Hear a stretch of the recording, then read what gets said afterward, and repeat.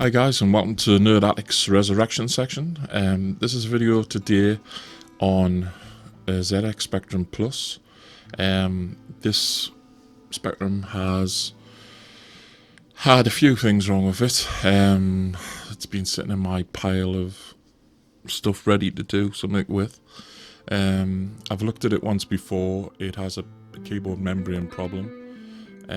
It did have I think it was a memory problem as well, which I replaced one of the memory chips. Apart from that, the machine works absolutely fine.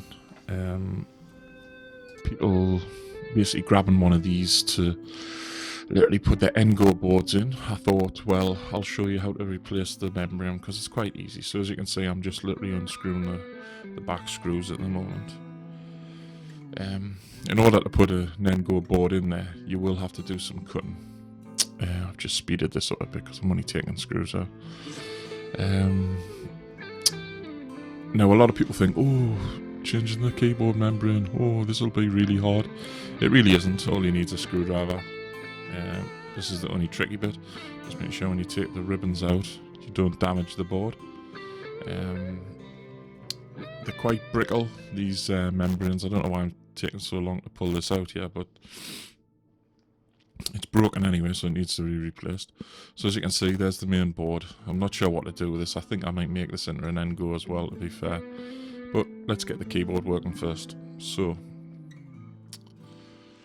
we've took the case in half, so what we'll do now is we'll take the keyboard part of it, and the membrane's held on with two brackets. So if you just take these off, always remember to keep all your screws together. I always use one of these little plastic mats. They're really good for just keeping all your stuff together. It looks a bit dirty. It's not as dirty in real life, but they're good. They're good. And also make sure you isolate yourself as well, which I've already done. I wear a strap on my leg when I'm working. I just find it easier than having it on my wrist. Right, and so basically on the back of the keyboard you have a metal plate, which I'm unscrewing at the moment. Under there you have a little piece of card, which is sometimes card, sometimes Perspex type of material. Then you have the membrane itself, then you have a rubber keyboard overlay, then the keys. So we don't have to worry about anything other than the actual membrane. So what we're going to do is take this metal plate off, just put it on one side. Once we've done that, you'll see the pull that off. Sometimes they're a little bit stuck together, and that's the card membrane underneath there. Just take that off. And like I said, it's a funny material. Sometimes it's like a plastic-y card thing, sometimes it's just literally card. And here it is. Here's the membrane, and this one actually looks alright. I've tried to clean this and repair this before, but it's there's a lot of keys don't work on it, so they do break. So time to get a new one. So I hold that to one side. So you can pick these up for anything from £12 to £20, depending where you're getting it from. I get these off eBay. They're much stronger, more durable than the original ones. They're a little bit more see-through as well, but that's probably through the edge, to be fair. But I'll just cut this out. He always sticks them in there, right? Pain to get out. I'll just do this off camera because I'm going to keep braying that off the camera lens. Right, here we go. So all you do is you just literally put it on top of the rubber key membrane. Make sure it's lined up, and then just do everything in reverse. Put everything back together. You don't have to, but I just always clean stuff like this with some IPA.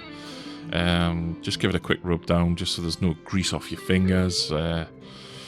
It's just being a little bit extra. Just how I do it, to be fair. You don't have to do this, but it's always good to be a bit thorough.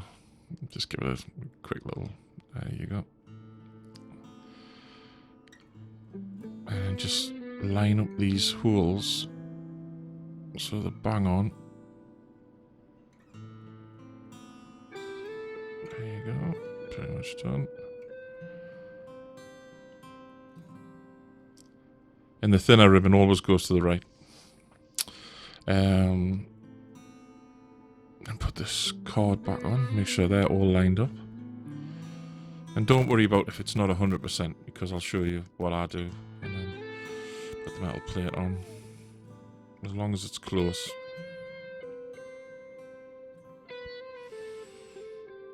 Then I always start at the bottom right hand corner, put one screw through. If I cannot get it through, just dropping it in, just lift it up, move it around, you'll feel it drop in, and then you'll feel it hit the screw mark. There you go. And screw that one in.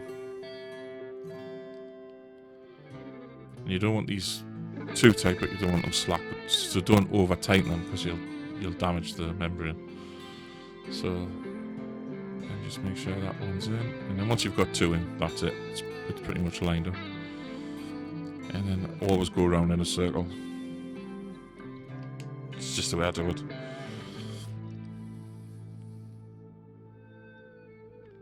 So really on Spectrum, it's not a lot can go wrong.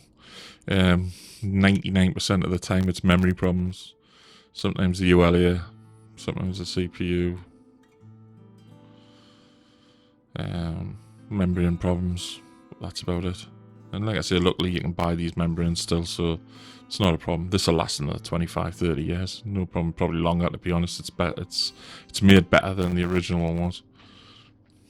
If we are going to put an NGO board in here, we want this to be 100%. So this is the first step. I've just found a good file on Thingiverse to make a Spectrum Plus look more like a Spectrum Next. I'm thinking about doing it because I've got a 3D printer, so I might actually print them parts off. Like to put these brackets back on, it's best to put the screws back into the brackets first, because they can't pop out. And you'll feel where he's indented. It's much stronger where the bracket goes. And then just try and screw it in. Sometimes the screw pops out. Like that. Try it again.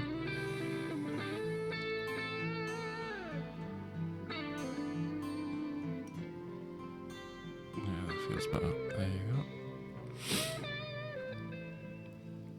Once one's in, the other one just goes flying in as well. So as you can see, it's not a massively hard job, this. I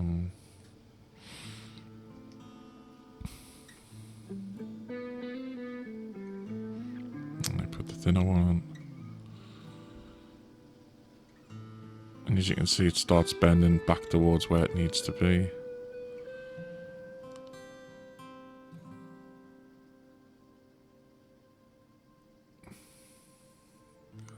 There you go, lovely. That's it, job done. So all we're doing now is we'll literally put it all back together.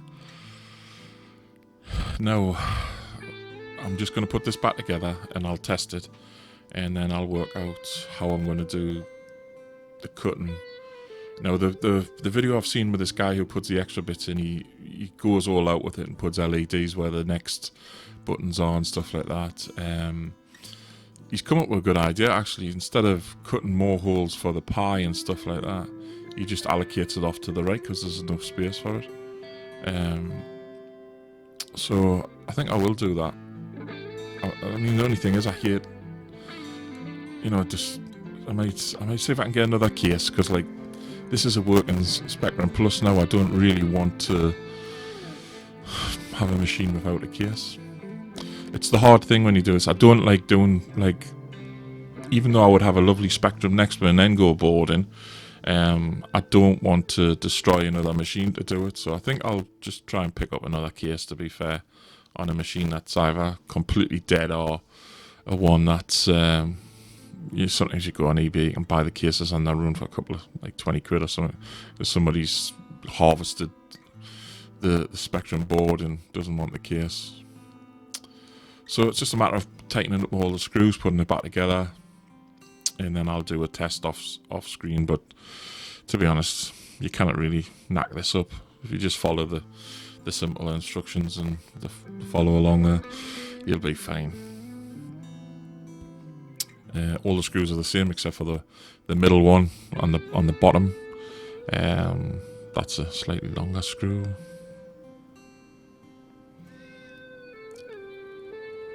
And basically there you go. We've got a fully working ZX Spectrum Plus.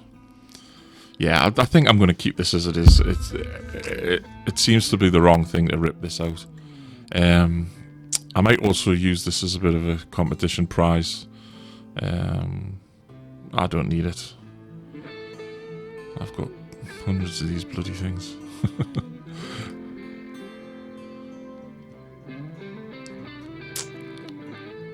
Yeah, I'll just give this a bit of a quick rub with some IPA as well, because just get all the horrible grime off it. Yeah, I'll clean this up later on. Yeah, I might make this a competition. But again, guys, thanks for watching. Hope this helps you. As always, if you like, please like, subscribe, tickle the bells for notifications.